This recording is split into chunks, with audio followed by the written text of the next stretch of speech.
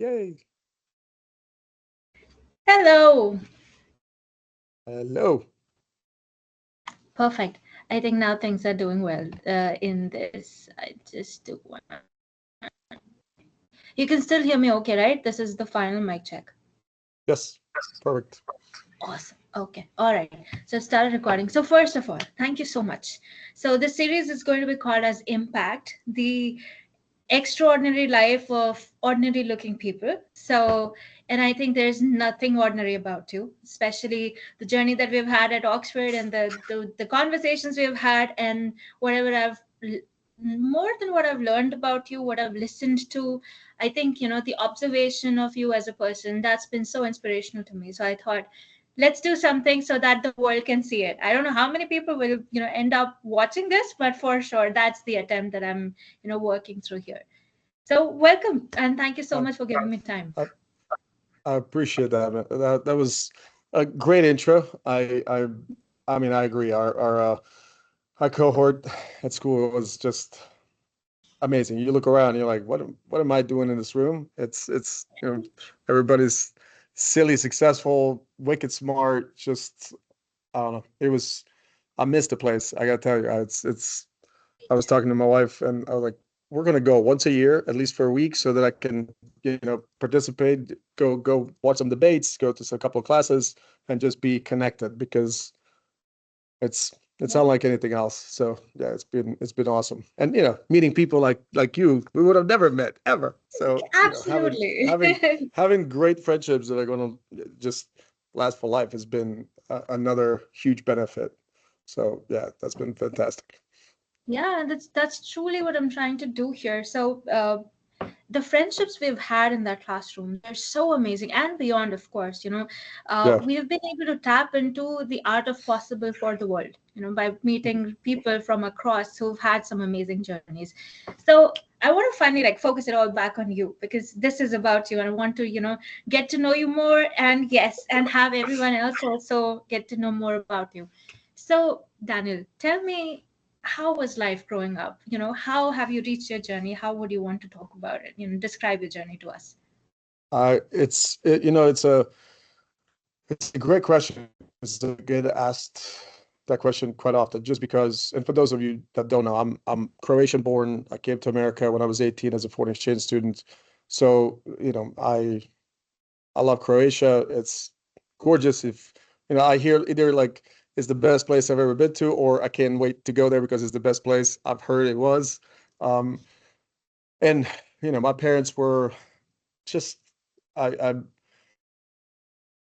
so incredibly supportive, loving, caring, but also had this amazing ability to make us feel dependent and responsible. And they never told us no. We talked about potential things, and then we learned how to make the right decisions, which has proven very helpful when it comes to just general life, how we have to deal with everything. Now that I have three kids, whew, you hope that you can teach them the same stuff that my parents taught me. And that's just, listen, we're not going to be here forever. I'm not going to be a snowplow or helicopter or whatever.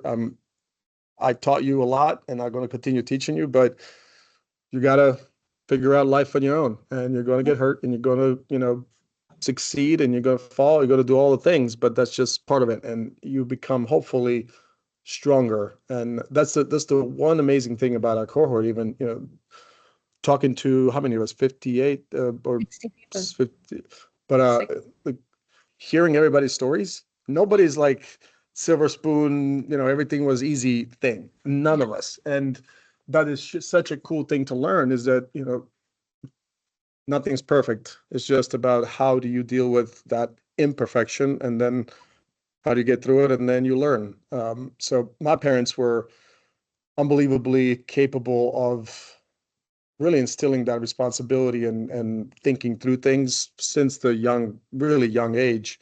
And when we got to 14, when I turned 14, Croatia went into war with Serbia for 4 years. So from 14 to 18 was war, in our streets, in the front yard, in the backyard. Mhm. Um, we were going to high school to parties and, birthdays and stuff, Yeah. hearing bombs explode just miles down the road. So, and I tell people, one of the questions that you asked me, like, what would you tell people? The big thing for me is anything negative that has happened in my life has led to something positive, but it wasn't just because it just happened. It's just the way I took it, learned from it, and then applied it, and actually, made it into a positive. I was bullied when I was fifth, sixth, seventh grade, and it was terrible. But that then made me have time for books. I figured out that I love school. I did really well. My best friend Sylvia back in Croatia, he and I competed in grades and everything, which then, that got me, because of great grades, that got me into one of the best high schools in Croatia. So that was fantastic. And I also figured out that I can get strong because bullies respond to Yeah. strength. So, I went and learned how to box and came back the next year, and bullying stopped. And I was like, okay, I can control things with my own reactions and my actions.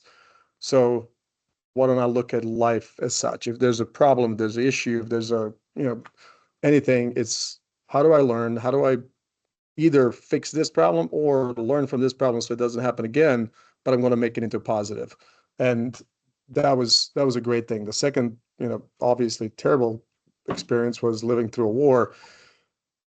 That made me so thankful for the rest of my life. And, everybody always like, dude, you're just always happy, you're laughing. I'm like, I'm not running from snipers or bombs or anything. Like, the worst things that can happen to me today is stuff that I do to myself or some kind of accident. So why wouldn't I be just extremely happy to wake up every day? My kids are safe. My everything's great. So I again look at that experience of 4 years of that. I mean, it was terrible, but it made me work harder and really appreciate all the things that come my way. And it's work, but you still gotta enjoy it. And so that's I tell people all the time, like, listen, things are going to happen, but it's just how you react to it you're going to allow it to either be negative or positive. So choose wisely, right? Absolutely, absolutely. Talk to me a little more about, and this is very relevant to the context of the world that we continue to still live in, which is there is such geopolitical dynamics at play across, right?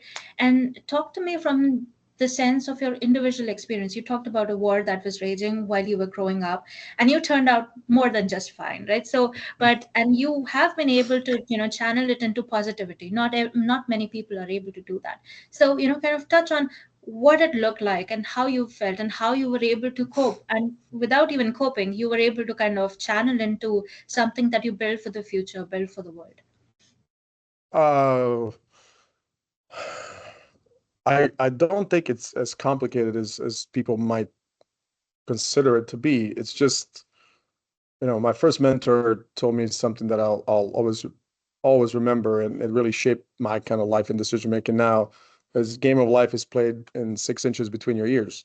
So how you think, that's what you're going to make real. So if you think negative, if you think, well, me, then negativity, that energy is going to be different than when I wake up. I'm like, or you can ask Melissa, my wife. She I'm up early and music is on immediately. She's like, just stop, turn it off. I'm like, no, it's like mornings set my day. I'm just happy to be uh, alive, happy to be healthy, happy to see my kids, happy to live the life that I live. So, like, I just choose that, and that's the big part. I feel like that people tend to be reactive in dealing with things that happen rather than being, hey, reactive in, like, okay, this happened, but let me figure out how to make it into a positive. And I know that's such a stupid thing to say, because when you're going through hell, the Mm-hmm. worst thing, the last thing that you're thinking about is how great it is on the other side, because you're just Yeah. trying to figure out how to survive. And I've been in many of those situations. But being able to wake up and just say, it's a new start, new day. I'm at zero. Whatever happened yesterday, I can't do anything about. What am I going to do today to solve whatever problem it is?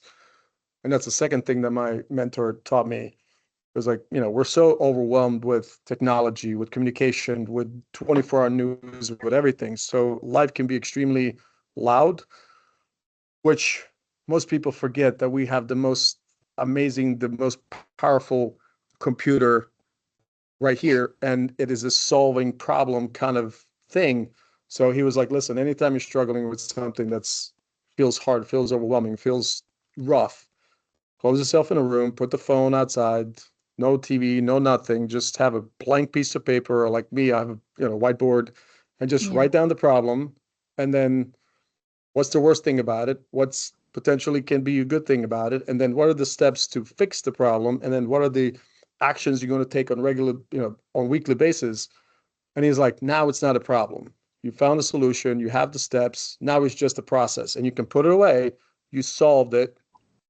It might take you 2 years, but what's the point of stressing about it consistently? It doesn't help, it doesn't do anything. One of my favorite movies, and you're probably seeing this, conversation. I quote a lot of movies and I read a lot. So one of my That's favorite movies is A Bridge of Spies with Tom Hanks, and great movie, real story. And so he has to protect this first Russian spy during beginning of the Cold War, and they're sitting in the jail, and he's explaining this guy. He's really like nice Irish, really dude, but about what's going on and what the government wants. And Tom Hanks looks at him. He's like, "You don't seem to be worried." And the Hmm. guy looks at him. He goes, "Would it help?" I'm That's like, amazing. "No." And the stoic mindset tells you that 80% of the time we stress about things that actually are not going to happen, and we're spending energy and nerves and all the stuff that comes with that anxiety for things that might never actually become a reality. So that's again such a hard thing to live. It's easy to say, like, oh, I'm just not going to worry about it unless it happens. Well, you still, the worry or thinking about it are two different things. If you think Mhm. about it, write it down. This is the problem. This is what I'm going to do. This is how I'm going to solve it. And then you just set a plan. Again, now it's not a problem anymore. You have the steps, you have the action. Now you can continue with your life, because you still got to wake up on a Monday morning, show up to work, show up to your family, show up to all the relationships and everything, and be happy and all the things. Otherwise, if you let that problem fester, it's just going to go into all other parts of your life. And that's happened to me, and I think it happens to everybody, and it's terrible when it does happen, but we're people. You're reminding me of two key things. One is a classic example of solution mindset, because here's a problem, but that is what the world is all about. So you just write it down, you think it through, you think about what you can do and cannot do, and then you wait through it. That's amazing. And second is, there's this Japanese quote, I think, which translates to something like this, that through the cracks of your soul the light enters and you heal. And I think you get to appreciate it. And there's something along the lines of, the broken teacups, they kind of they repair them with gold wires. Right. Oh That is yeah. the beauty of it. So so far, talking to you is all the more, in a way, an example for the world to believe in hope. And that is sometimes, feeling a little lost for the world around. So my I next question to you is, what are the, so despite this hope, there are a lot of times when we feel that this could be a huge risk, right? So talk to me about a few risks that you've taken, and how you felt and how you feel about them now. Ooh, okay, that's a big question too. So I've been told that I have a little bit of a different risk tolerance just because of what I've lived through. So I believe that, and risk of money or failure is not as big as risk of potentially losing life or losing loved ones. So when you compare it, mentally, it's like losing life or losing loved ones compared to, I might lose money or the business might fail or something. It's not it's not the same, emotional response. So that might be a problem. And there might be people that feel exactly the same way. But on the other side, um, risk is perceived, I believe. And, you know, we have this conversation of what's the worst case scenario, no matter what we do. And if Yeah. I can live with the worst case scenario, then I'm okay. If Yeah. I can't, then you probably shouldn't go on whatever journey, whatever business, whatever thought, relationship you were thinking about, because the consequence cannot be greater than potential success. So that's one way that you should be looking at any, and it doesn't have to be business, doesn't have to be money. It could be relationship, because relationships take time, emotional intelligence, energy, all the things. And you have to look at, is it the right fit, right? And I feel like on the other side, though, there's so many people that because of fear of failure, they'll never take the first step, and they'll never take the journey, or they'll never know what could have been. And I got to tell you, I'm in America because of the what if question to myself. What if I would have gone? Long story short, when I came back from America, the foreign exchange student year, your listeners don't need to hear the whole story, but I got crazy lucky. I took extra classes, got a real American diploma. I got into colleges, did really well on ACTs, which is the equivalent to SATs. And I actually had a guy that I walked into, total stranger, asked if he can sponsor me and give me a job and all this stuff and pay for my school, and I pay him back, which is crazy as an 18-year-old just walking into somebody's business. So I felt like I was, extremely helped by so many people that I felt like I had to give back. And when it came to, you know, coming back to Croatia after 12 months, and I was like, hey, mom, dad, I figured out how to stay. And that's what they always told me, like, figure out how to stay. Post-war economy is not great. Croatia's amazing, but it's still a little bit of the bribery and who do you know connections kind of environment. So I came home, got off the plane. I was like, Mom, Dad, I've made it. I figured out a way to stay. I got this guy that's going to sponsor me. I got into school. He's giving me instant tuition, all the stuff. And my parents said, we don't want you to go. We miss you. I mean, I'm talking, Priyanka, from like when I was 7, they were always talking about, you got to get out of here. You got to go to America or Austria. I looked at a program in Vienna, Austria, that was an American university.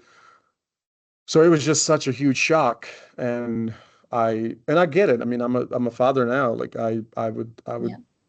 it would suck to lose my son or my daughters forever. I never truly came back. I Yeah.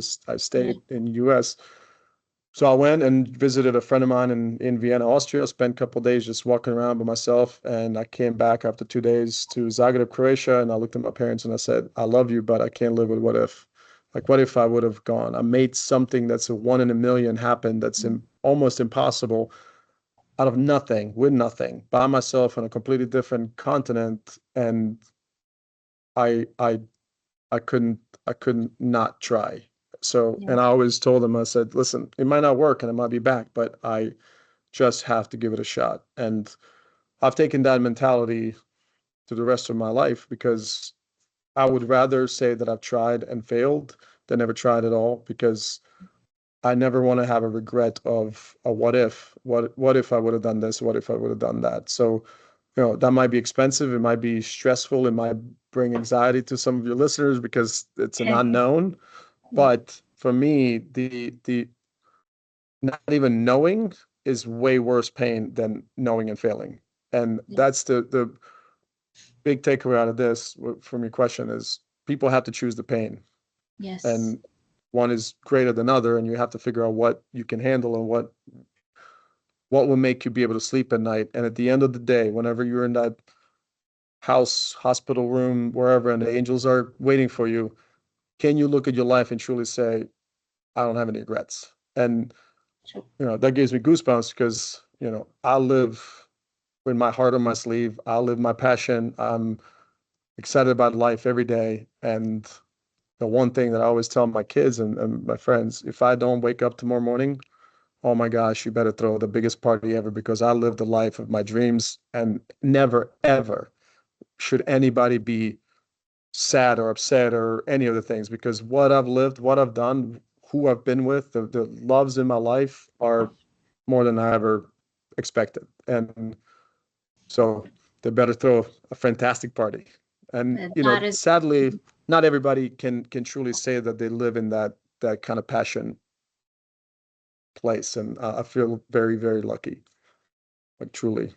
And I commend you for that. And at the same time, that's a beautiful thing to even think about, because yes, a life well lived is doesn't have to be something by the specific standards, but you have lived every moment with complete conviction, and that's all there is to it.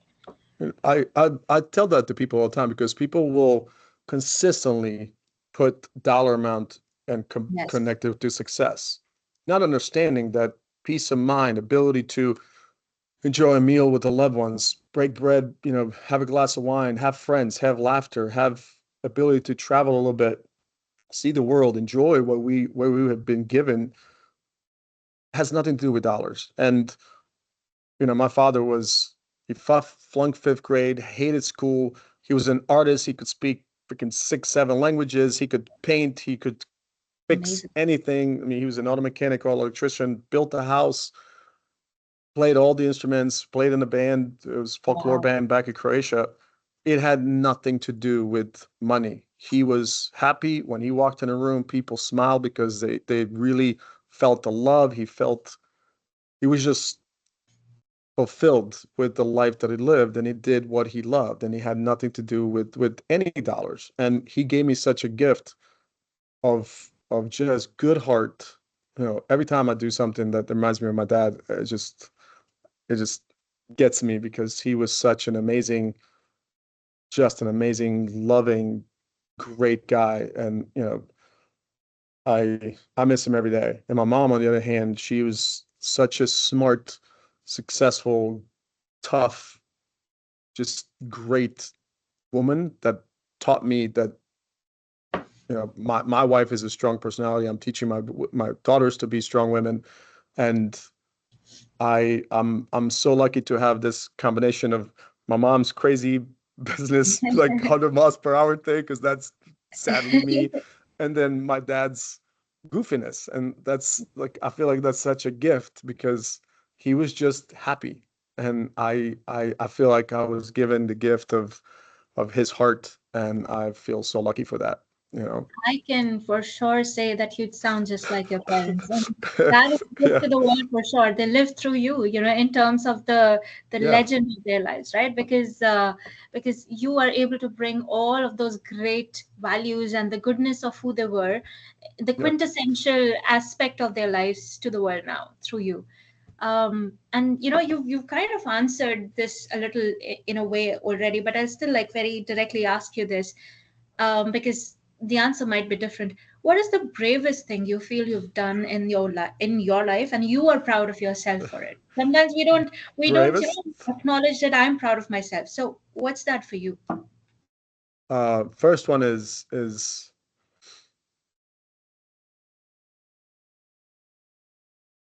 standing up for myself and making myself stronger and believing in myself, because that's the one thing that I can see trip people up is their own belief in their capabilities. And sadly, especially these days, we didn't have Instagram and all that stuff. We were growing up, so I feel like these generations have it 10 times worse because it is harder to see your life as success when everybody's top, highest, best reel ever you're seeing on Instagram and TikTok and all the other places, not understanding that that's not real. That's not Tuesday at 3. That's, every so often, and they just make it look fantastic. So it's a constant keeping up with the Joneses, and we have to do this and this and this. So that personal inner peace and happiness, I feel like it's so much harder to get today than it was for us back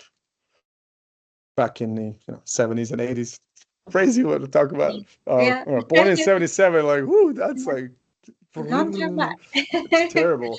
But yeah. So I'm brave of believing in myself. Then I'm very proud of being brave and taking the step of going away by myself, not into the absolute unknown. And then I'm very proud of myself for being brave and as an 18-year-old walking into a strange man's restaurant and asking to give me life and take care of me and support me. I mean, that was unbelievable. When I think of my even 21-year-old daughter, like she struggles asking a question at a restaurant. She's like, "Dad, you do it." I'm like, just talk to people.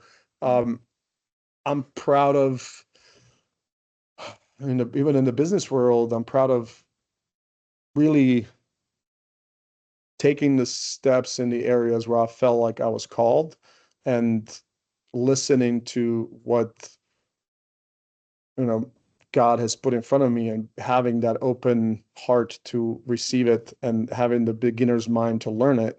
Because I feel like so many people, and you've seen this even in our classes. Our classes are amazing because people really learn and they come ready to learn, and the questions and the conversations and are just incredible, and that's why they're there, right?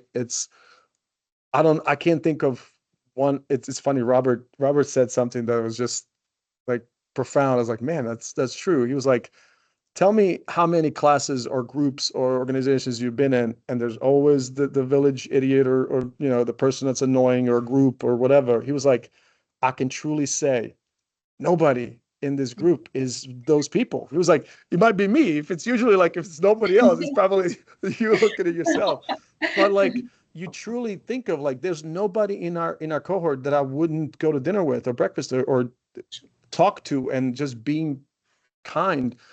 So, seeing that part of humanity from 30 some countries, whatever we're representing, is amazing. So really being able to be brave to take the steps. And, when you apply for Oxford, you think no is an absolute answer. Yes, yeah. So being able to take that no in your mind and be like, at least I tried. And that's another thing that I'm proud of myself for being brave to go through that process, because it's not easy, with the travel. And I mean, we gotta, it's not easy, but I'm happy that my kids get to see that anything's possible, because, their father came on a plane by himself with $100 and without knowing anything or anybody, and figured out a way to have a fantastic life in the best country in the world for that, and then consistently pushing boundaries of my own capabilities and abilities and knowledge, and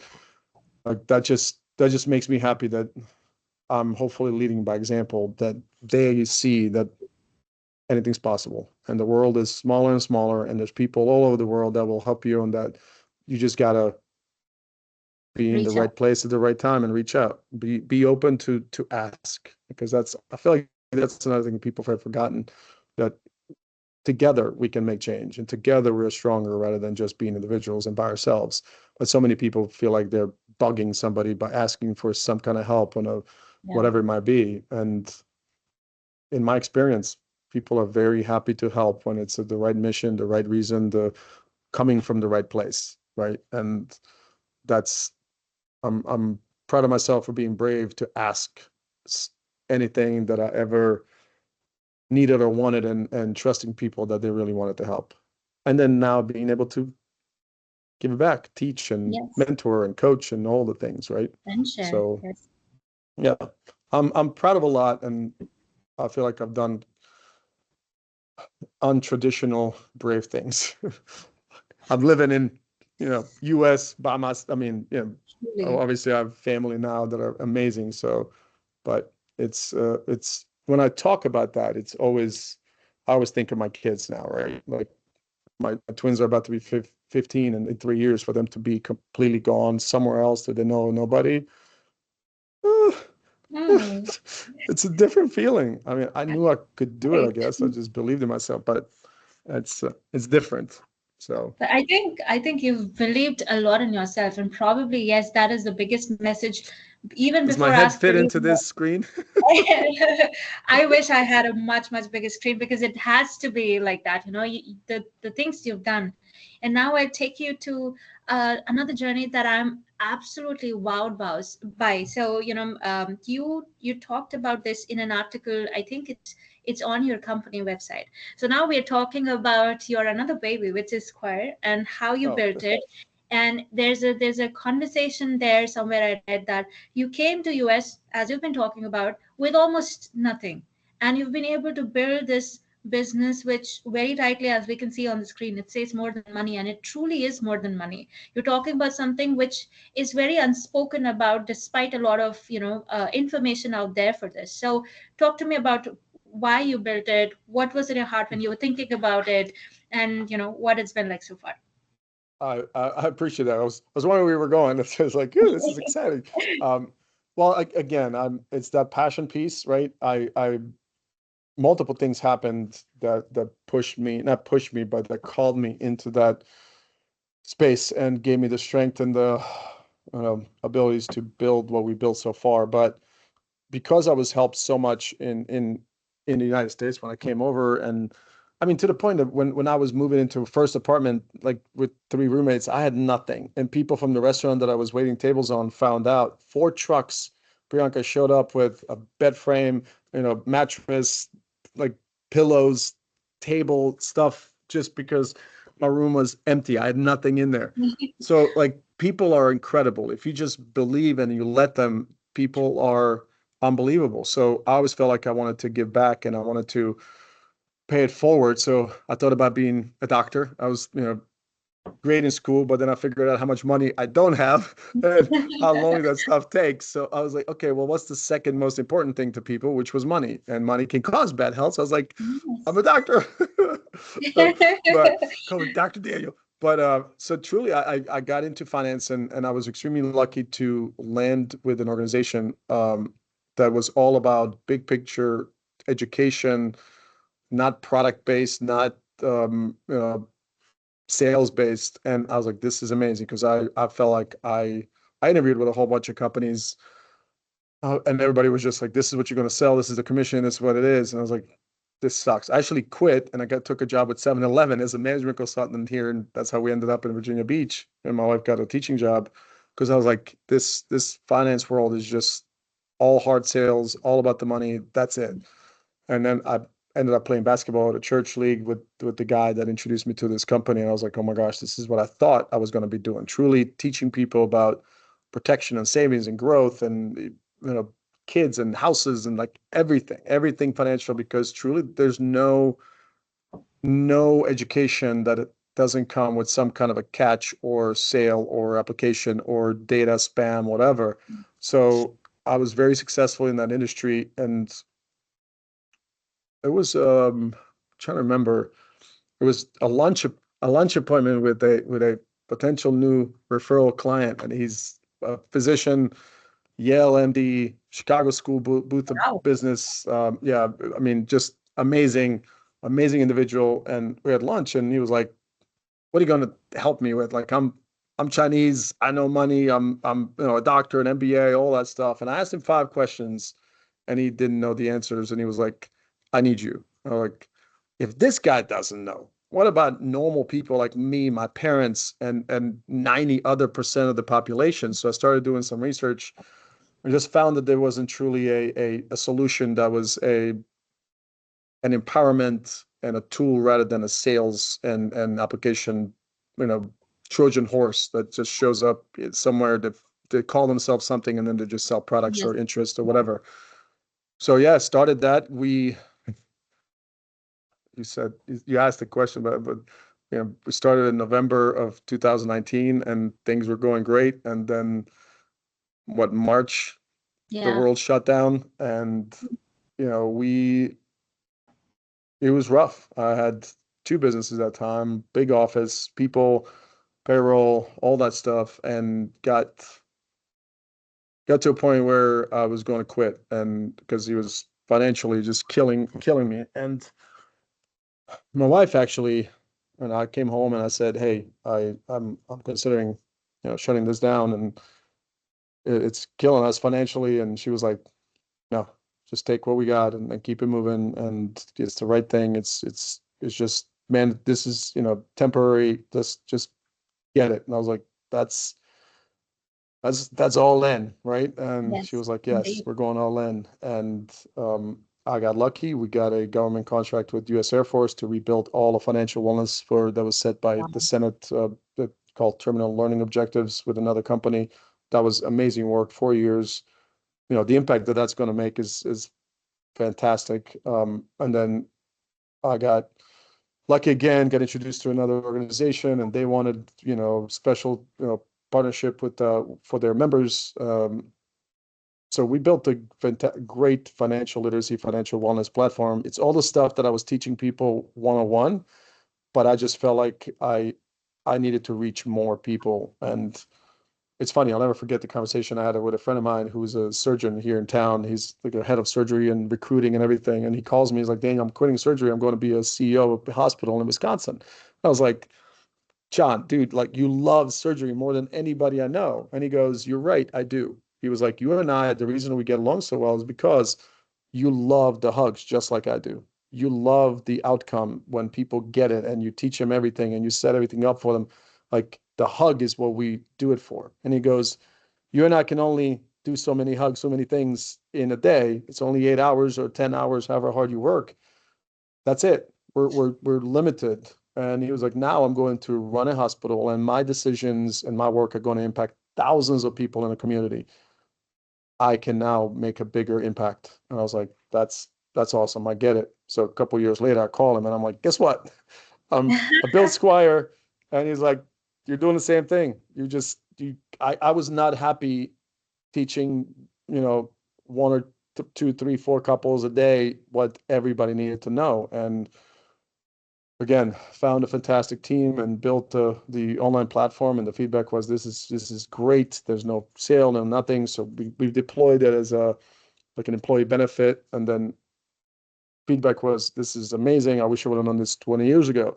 So I went to a conference that was higher ed conference with a bunch of presidents of universities and colleges. I got to interview about 20, and I was just doing a viability study. Is this even um, a, a, a point of conversation on campuses, right? And it was an overwhelming, oh my gosh, yes. So four of those presidents agreed to be on a development committee with us as we were building the platform for them. And we interviewed about 1,000 kids. So we launched last year, and that's been just unbelievable. Like this week, I spent probably I went and visited 10 campuses that are partners and Wow. sat down with the president, sat down with the VP of student successes and stuff, depending on who's project lead, and just having a conversation of what works, what doesn't work, and that's the cool thing is when I show up and they're like, we never have the CEO founder show up on campus and ask us questions about what's working and what do we like and what do we not like and how can we make it better.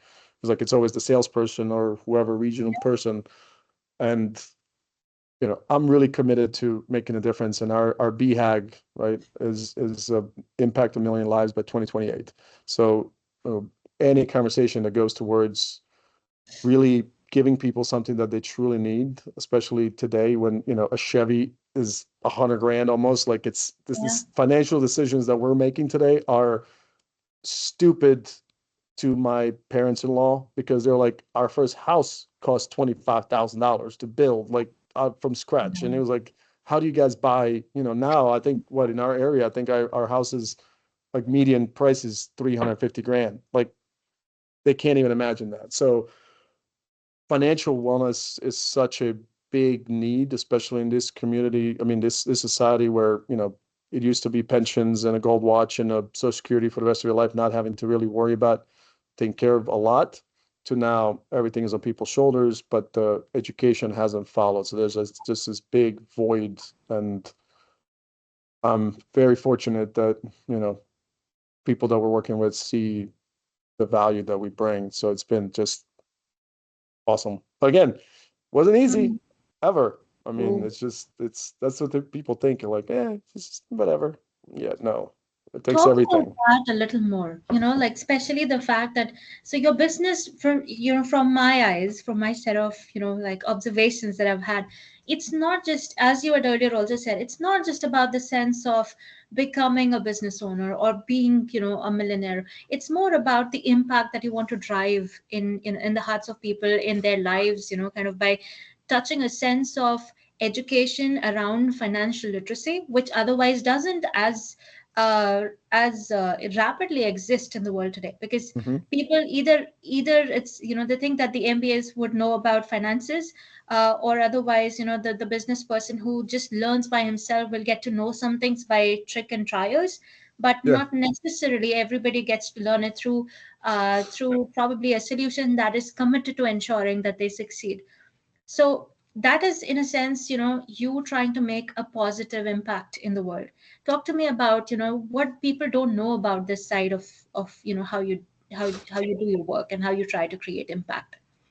Well, it's funny because as soon as one of the things that we had to do over the last 2 years is teach the market, because this kind of benefit is newer, right? Before, nobody talked about money. It's Yeah.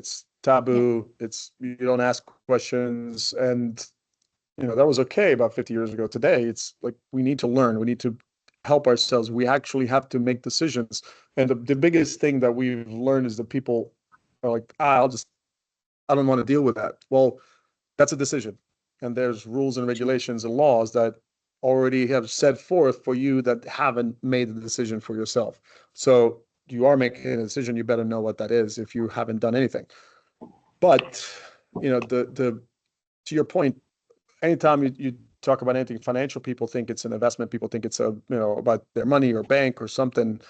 Where talking about taking a kid to college is not just about investments. So dealing with financial crisis, dealing with your credit, working on budgeting, understanding car insurance and homeowners and umbrella policies, the things that are people always ask me where the name Sqwire comes from. And when I usually teach finances, I teach that in medieval times, you knew who had the most money. They had a big ass castle, and also they had a big moat around the castle that would protect from anybody coming and looting, right? So today we have the castle. It's not as visual as it might be back then. And it's our cars, our 401ks, our IRAs, our mutual funds, our houses, our businesses, our all the Yeah. things. But the moat is forgotten. And sadly, somebody tells us 15 minutes will save 15% or more, and things are bought on price rather than actually what it's supposed to do, what the job is of that piece, whatever you need. So people are making decisions based on somebody that's selling them something instead of learning and buying. Yes. And that's such a huge difference when it comes to the position of a person. You're getting sold a lot of times as a position of strength because you don't know enough. You don't know what you don't know, which is most people, just like myself. You're buying out of understanding, the options, what's right for you and your family, and then you're looking for the right fit.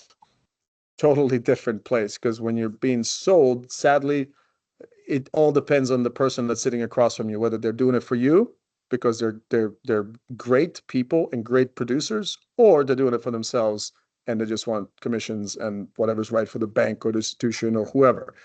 Yes. So that's what sucks. And then, one person gets burnt, then they tell 20 other people, and now 20 other people are not going to do anything, which is not great. So what we really wanted to do is give a solution that people don't have to worry about sales. They don't have to worry about data. They don't have to worry about any of that stuff. And one of the cool things at Oxford, I don't know if you remember Dr. Oscar Pinar, when she did Mm. a banking and fintech and talk, that was like, she was talking to me. I was like, holy crap. Because she was like, listen, around the world, fintech is blowing up because the second world countries, even Croatia, are, Klarna and all those places are great. But if you use that too much, not understanding what it does, then your paycheck and your bank account just get hit and hit and hit and hit, and then you got no money left. The first thing that she said, she was like, education is badly needed to support all this growth in fintech and second world because they don't know enough. And it's not like, even in Croatia, mortgages, I think just like came up about 10 years ago. Because before it was just you live with your parents and you got married, the wife would move in with you, and then the parents or grandparents that you were living with would pass away. You get that house or apartment. That's just the way it is. So all the new financial models that are known to us in the US are now coming into the rest of the world with zero support, understanding, or knowledge, or education. So uh, the second thing that you said was this open banking concept, which is what we chose, which is more of no data, no nothing, safe place we can learn, you can understand, but then providing people with options to connect with service providers, bankers, whoever. Um, that's exactly how we were building the model. So it was almost like a confirmation that was like, oh yeah, this is great. Yay. I've I call it unconscious competent. I did something great. I didn't mean to or plan to. It was just kind of stumbled into it. Yeah. But it works. So, our biggest differentiator is the passion and the way that we've built our platforms. And the other thing is nobody's selling you anything. There's nobody that you have to talk to, because people feel embarrassed about what they are. They feel like they're behind. They feel like they're going to be judged if they ask a stupid Yeah. question. So they choose not to engage, which is putting them potentially in the worst spot, because they're not making the right decisions the right way. It's more of a, patch job rather than a understanding of all the things that you need to make decisions on, and then being in charge of that because you get it and you're putting things in place that make sense and are right. So it's a big job. We're still teaching the market. It's been, I mean, the higher ed thing has been amazing. We again, people, man, like,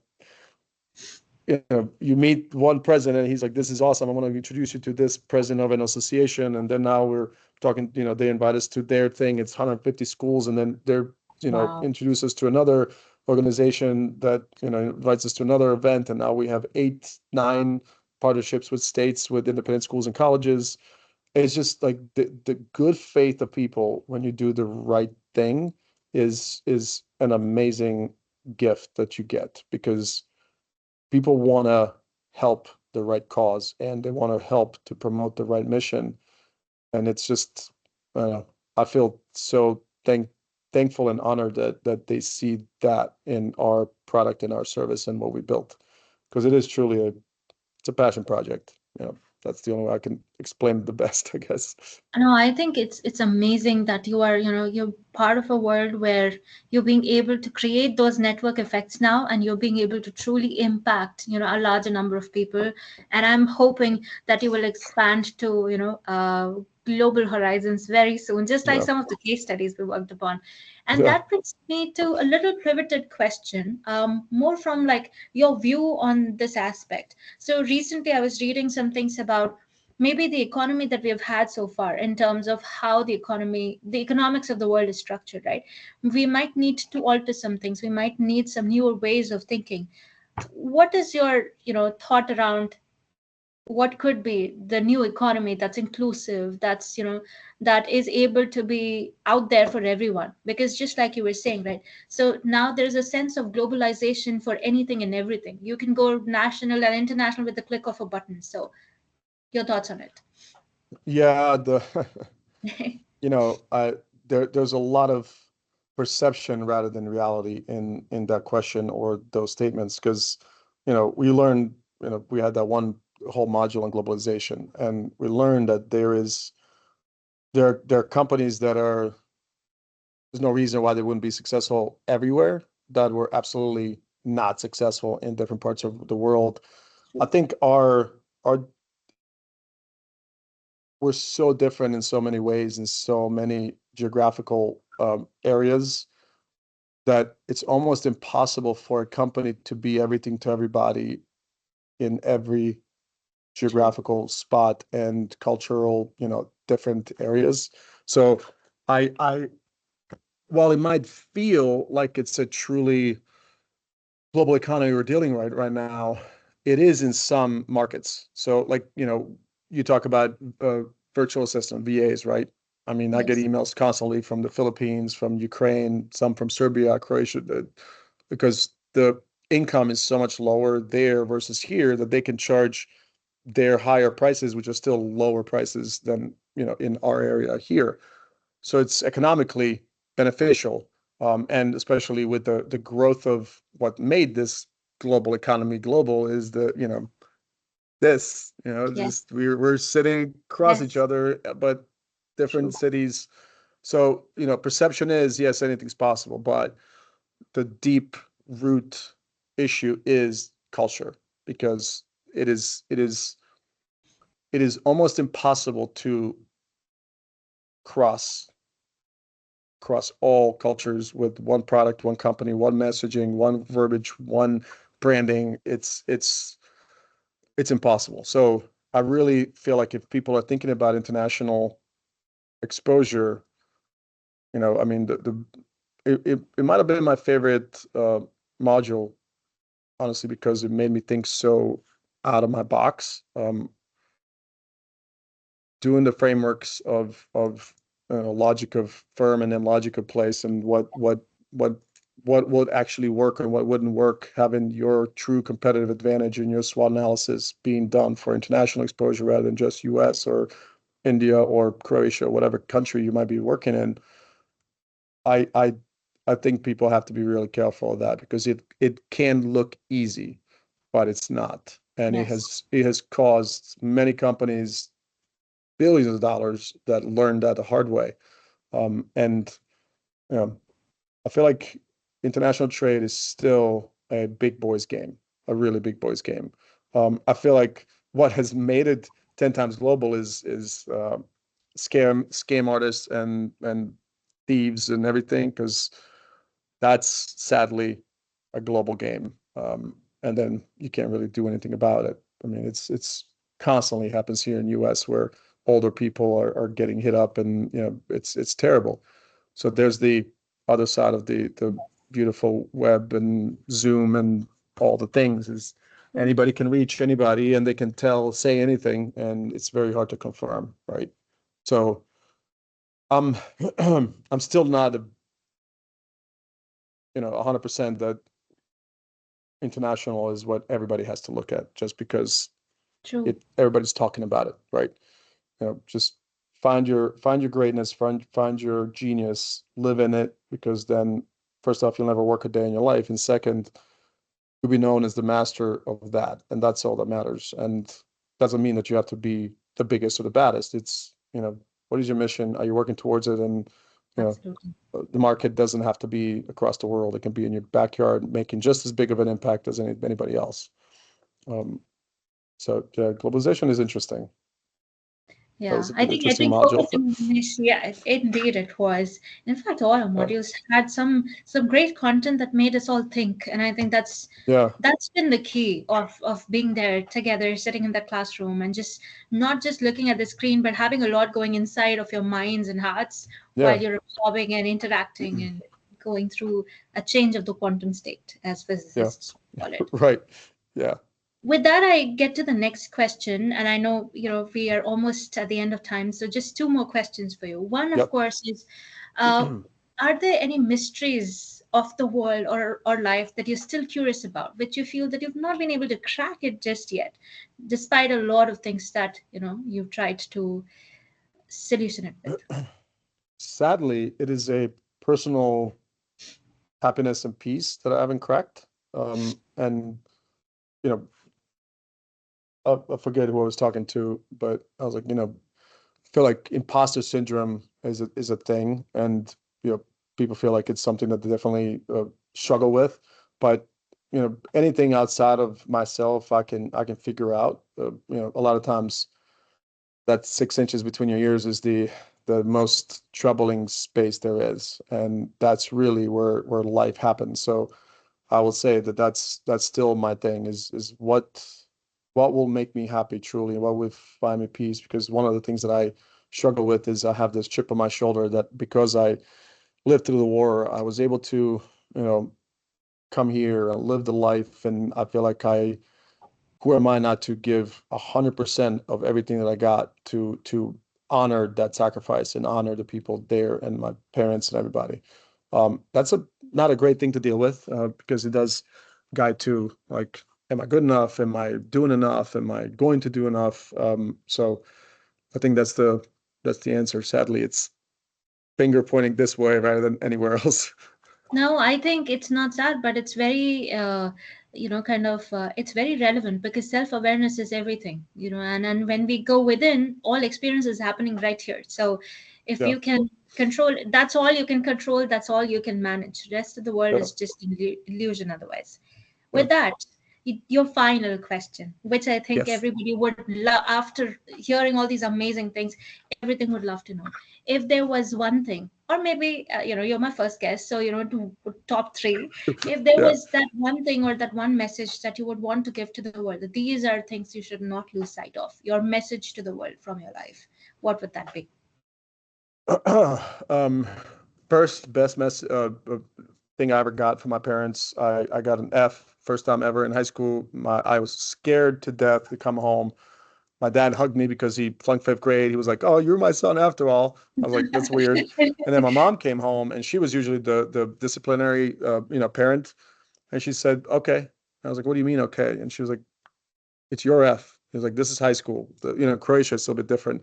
It was like the rest of your life is based on your actions, your grades, your decisions. Me and your dad have our jobs, have the car, have a place, like we have our life. And if you want to be a trash man, we will love you. If you want to be a CEO, we will love you. Nothing changes how we feel about you. So if you want to have Fs and that's who you are, that's fine. Impacts your life, not ours. Not anything that you do is going to impact us. And I cannot tell you how many times I've shared that story, how many times I've told myself the same thing, because no matter what we're doing, I mean, anything, it's not for anybody else. If you go to the gym, it's for me. If I'm reading, it's for me. If I get a haircut, it's for me. If I'm eating correctly, it's for me, not for anybody else. That's what they tell you in the planes when there's problems and the oxygen tank comes down. First, you put it on your face, because if you're not okay, nothing around you is okay. And it's not for anybody else. So my activity, my productivity, my decisions, everything is what I own. And there's nobody else that either will take that away from me or put anything else on me. And I choose to bet on the guy in the mirror. It's not easy. Not everybody can do it. It takes everything to consistently wake up and show up with a freaking smile on your face, because your employees, your family doesn't give a shit how bad of a day it was. They want to get paid. They want love. They want hugs. They want care. So you constantly have to manage yourself, and it's not going to be easy. I cannot stress enough how important it is to know yourself, trust yourself, believe in yourself, and talk to yourself in a positive, constantly reaffirming way. Because again, brain is an amazing tool that we can choose to use, or it will be against us. And that's just every day. You got to wake up and be like, I am great. I can do this. It hurts, but let's me keep moving. And if people can just stop thinking about anybody else, worry about themselves, everything else works out. Because if you're okay, everybody else is going to be okay. You can give at that point. You're not just receiving and needing all the time. I think that's probably the biggest. There's a thousand things, but This is the this big is one. a guidance on everything. It's how you talk to yourself. I tell that to Noah, my son, all the time. He's like, "Oh, I'm not good at this." Right? I'm like, never talk to yourself negatively. I'm not great at it yet. That's different. Now you leave yourself growth. If you just tell your brain that you can't, it's going to believe you. If you tell them you can, it's going to believe you. Um, so be careful how you talk to yourself. Good. Wow. Well, I think this has been amazing. So probably, a CEO, a father, a friend, and A as friend. some people call themselves a lifer, somebody who lives life to the fullest, right? I think you truly, an example out there for the world to be the best version of whatever they want to be. And just simply by believing in themselves, you start there and the rest should follow. And it's not every day. Some days you fail and you feel terrible about yourself, but then you just got to get up and keep doing. And that's okay. Priyanka, thank you so much. Absolutely. This was Thank great. you Thank you so for much. the awesome questions. Hopefully there's something there. Yeah, there's a lot there, and I think just I will stop recording now. But thank you so much for your time. This has been Yes, amazing. I And appreciate it. let me. Oh, I keep forgetting that despite myself being in tech, I'm not very tech savvy sometimes. Or they keep You changing crack me stuff. up. So, Well, there's